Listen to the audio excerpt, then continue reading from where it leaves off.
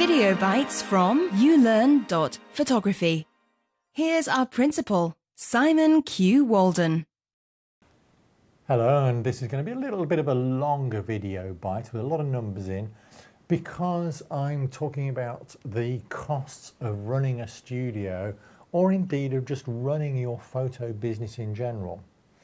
We did a quick sample recently in a group of wedding photographers that I work with regularly about our typical costs, and it seems to be around the 10,000 mark. Now those are photographers without studios. I'm going to talk you through costs with studio, but excluding the actual cost of the studio itself, which is hugely variable depending on how big and your local rates and rents and all the other things. The purpose for doing this is, first of all, just to give you a sense of scale of how much you might be spending in certain areas, to remind you of some of the things that you don't think of as being expenses, and just to sort of really give you a sense of, actually, you know, this is the core minimum. This is the core minimum of how much I'm going to have to earn before I actually make any money at all. And that will have a big, strong impact when it comes to pricing your photography. So just sort of broken these down into areas. There's a little bit of overlap, but so anyway, here we go. Advertising. Last year I spent £2,000 on advertising, whole combination of print media, but mostly electronic media advertising. I spent £1,300 going to wedding fairs. These are Sunday affairs, usually at a wedding venue. You'll be one of many vendors, and you know, you're trying to entice people to you rather than to your competitors, and you'll often be in a situation where there are half a dozen other photographers at the venue as well. Sample books, albums and prints. Now, this is something that often gets forgotten but represents a significant expense. It cost me £1,000 last year, and it probably cost me £1,000 every year. Products go out of date. The pictures go out of date. Just talking about wedding albums, for example, not only is the style of albums changing, but brides are very clued up to what's current in bridal wear. And if they see pictures of brides wearing 5-year-old bridal outfits, they will see that as being old-fashioned. On the money side of things, my accounting was actually quite low, just £300 for the year. My banking expenses, another £300. Credit card handling, that's the fees charged for having a credit card machine, and the per transaction fee was quite a high £700. Insurance was £300.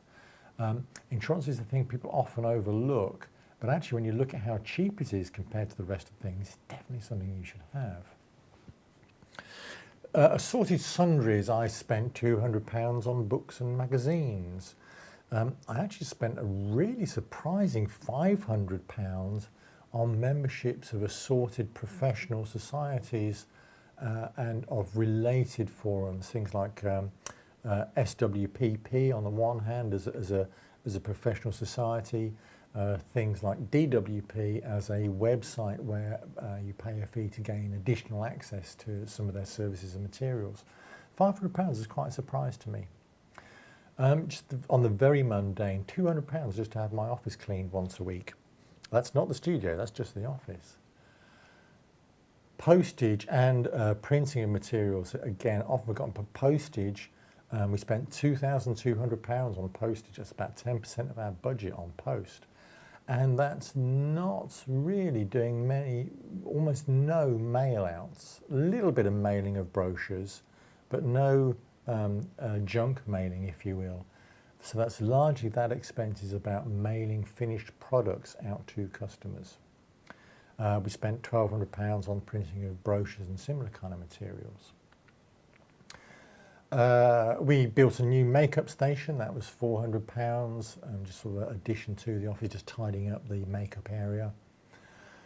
I was surprised. We spent £3,200 on equipment, and yet of that, £700 as lights, £800 as a camera, so a total of £1,500.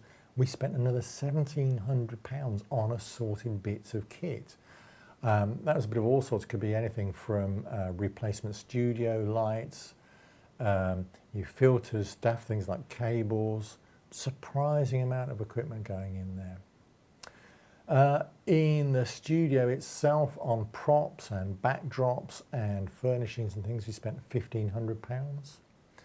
And we spent in this year a surprisingly low £200 on software. That can be a bit variable, depending on kind of where you are in release cycles of products that you use, whether you're upgrading kit, suddenly you can have a big bump on that. But at least the Adobe's new per monthly subscription figure kind of evens all that out. We spent £600 on food and drink, which again was quite surprising, and that's essentially just food and drink for clients and drink coffee for ourselves, if you like.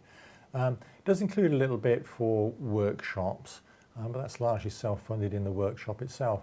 Again, that's just kind of surprisingly large amount. I mean, it's only £2 a day. I know it just surprised me as to how much that added up to.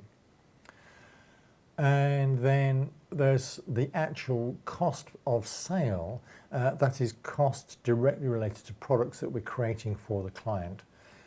We spent a very low £1,200 on frames. That's because we typically sell digital images rather than framed images. And again, still quite a low £2,200 on prints for clients. And most of those prints actually would have ended up being framed. We typically either sell print or digital images. Now that little lot, just roughly speaking, is about £20,000. So, just an interesting breakdown.